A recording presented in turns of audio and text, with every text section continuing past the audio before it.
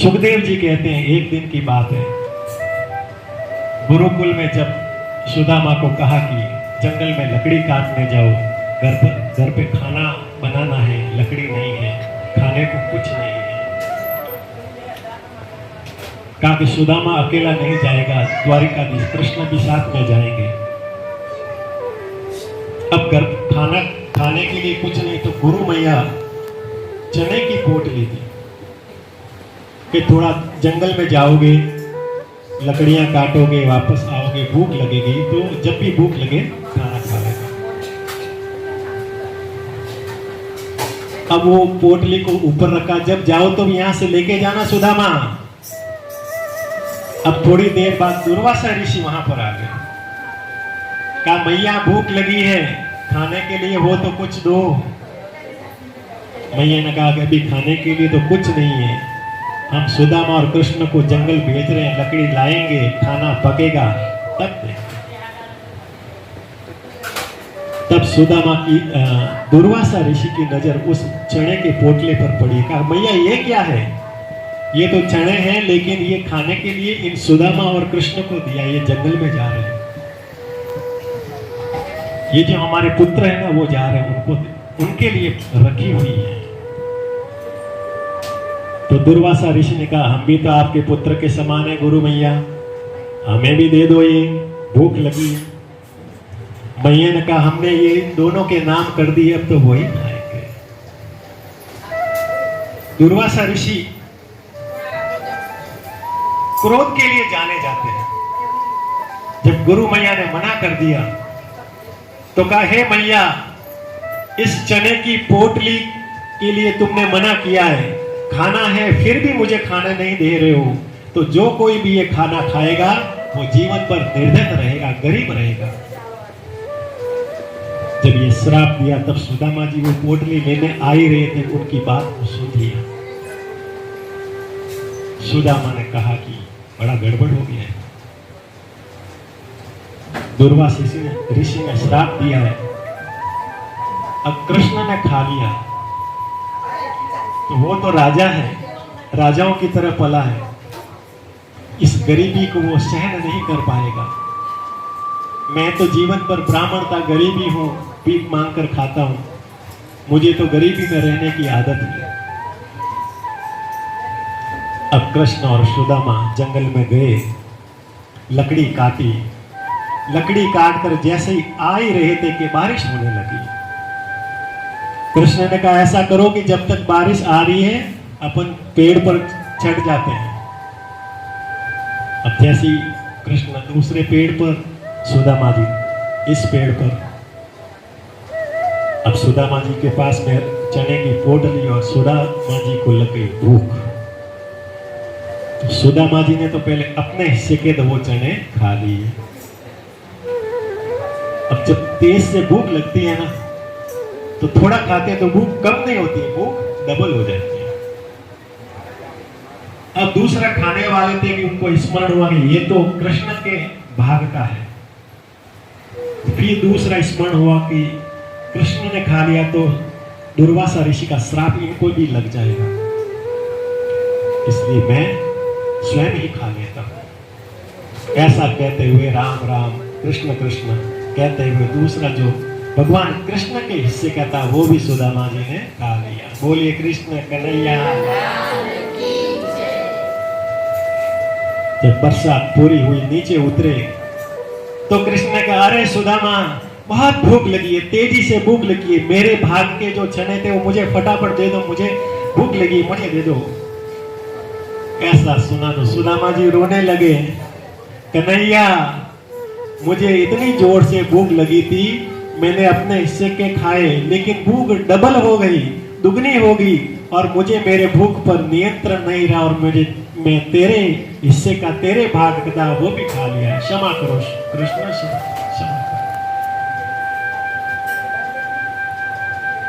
कृष्ण ने कहा कि वो तो ठीक है, लेकिन गुरु मैया और गुरुजी को मत बताना ये। सुखदेव जी कहते हैं कि सुदामा जी कृष्ण सांदीपनी आश्रम में विद्या अध्ययन करके जब पुनः अपने घर गए, अपने अपने जगह गए, सुदामा जी सुशीला नाम की कन्या से उनका विवाह हुआ। लेकिन दिन बीतते गए, उनकी गरीबी बढ़ती गई। सुबह भिक्षा के लिए जाते, तब शाम को उनके घर में कुछ खाने को होता। सुदामा जी के 4 पुत्र हुए। कभी कभी तो ऐसा भी दिन आया कि कभी खाने को नहीं मिला तो भूखे ही उनको वो रात गुजारनी पड़ती। ऐसी उनकी दुर्दशा हो गई, इतनी गरीबी हो गई।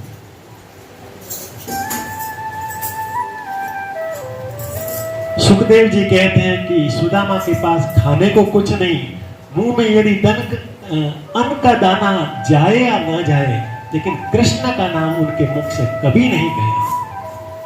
कृष्ण की भक्ति को उन्होंने कभी नहीं छोड़ा। भगवान कृष्ण भी वहां पर देख रहे थे। द्वारिकाधीश ने देखा, वो तो त्रिलोकों के नाथ थे। मुझे गरीब होने से बचाने के लिए उन्होंने अपने ऊपर गरीबी का श्राप ले लिया। श्राप लिया है वो तो टला नहीं जा सकता, लेकिन अब उनके कल्याण होने का समय आ गया है। तब एक दिन उनकी पत्नी सुशीला ने कहा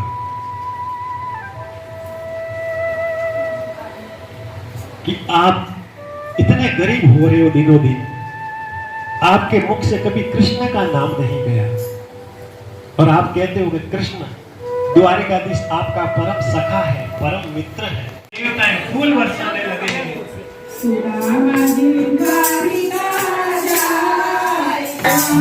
जय हो।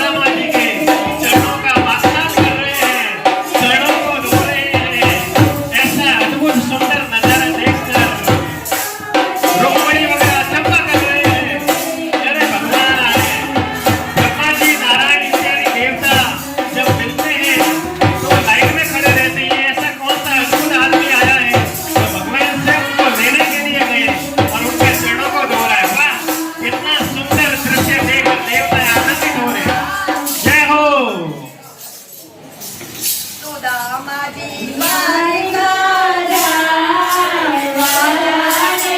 हो।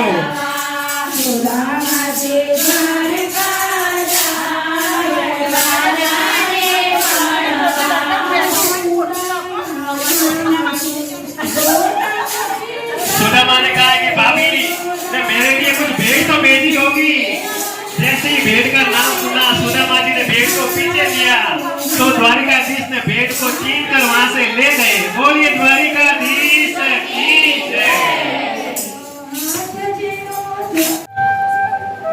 सुना तो भगवान ने पीछे किया, देखा कि पोटली है, तुरंत उससे छीन लिया और देखा तो चावल, इतना स्वादिष्ट, इतना सुंदर भाभी ने मेरे लिए भेंट भेजा है। पहली मुट्ठी ली और जैसे ही खाया कि भगवान का एक लोक है वो सुदामा के नाम। जैसे ही खाया, अरे भाभी ने इतना स्वादिष्ट, ऐसा तो मैंने आज दिन तक मेरी पत्नियां भी नहीं बनाई। फिर दूसरी मुट्ठी लेकर खाया तो दूसरा लोक। अब तीसरा खाने ही वाले थे रुक्मणी ने देखा कि एक मुट्ठी में भगवान ने एक लोक दे दिया, दूसरी में दूसरा लोक दे दिया, तीसरे में तीसरा लोक भी दे दिया। तो भगवान तो इधर उधर रह लेंगे, हम तो रानियां हैं, हम कहां रहेंगे, हमारे लिए तो रहने का कोई ठिकाना नहीं होगा। तब कहा प्रभु ये क्या कर रहे हो? तब रुक्मणी ने कहा प्रभु आपके मित्र की भेंट को खाने का आनंद आप अकेले ही लोगे क्या? आपने एक नहीं, 10 नहीं, 16,108 रानियां हैं, पत्नियां हैं, उनको भी तो अपने मित्र की भेंट खाने का आनंद लेने दो। द्वारिकाधीश समझ गए रुक्मणी क्या कहना चाहती है। भगवान ने जो बचे थे चावल उसको दिया, सभी रानियों को बुलाया, सबको भगवान ने उनको भेंट दी। भगवान ने सबका पूरा बताया कि ये मेरी पत्नी है, ये मेरी पत्नी है। रात को विश्राम किया। तब द्वारिकाधीश ने विश्वकर्मा जी को कहा कि रातों रात तुम सुदामा जी जहां रहते हैं वहां जो झोपड़ा है उसको 7 मंजिल का महल बना दो। सुखदेव जी कहते हैं कि सुदामा जी 7 दिन तक द्वारिका में रहे, लेकिन 7 दिन कैसे बीते मालूम ही नहीं चला। जैसे 7 दिवस की ये भागवत कथा थी, 7 दिन हो गया, 7वां दिन। 7 दिन पूरे हुए, कहा कि जा रहा हूं मित्र, अब मुझे जाना चाहिए। बहुत रोका लेकिन रुके नहीं। तब भगवान ने विदा किया। जैसे आए थे वैसे ही, उसमें भी नुकसान हो गया। आए थे तब चावल की पोटली थी, अब तो खाली हाथ गए। सुदामा जी ने रास्ते में सोचा कि आए तो था भगवान से मिलने और थोड़ा लेने के लिए, लेकिन भौतिक कुछ मिला नहीं मिला, लेकिन भगवान के दर्शन का मुझे धन मिल गया है। इससे बड़ा मुझे और क्या चाहिए।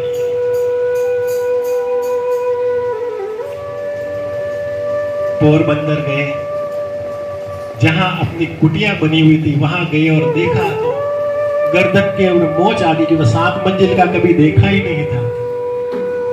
अरे यहाँ तो मेरी झोपड़ी थी, ये इतना महल कैसे बन गया?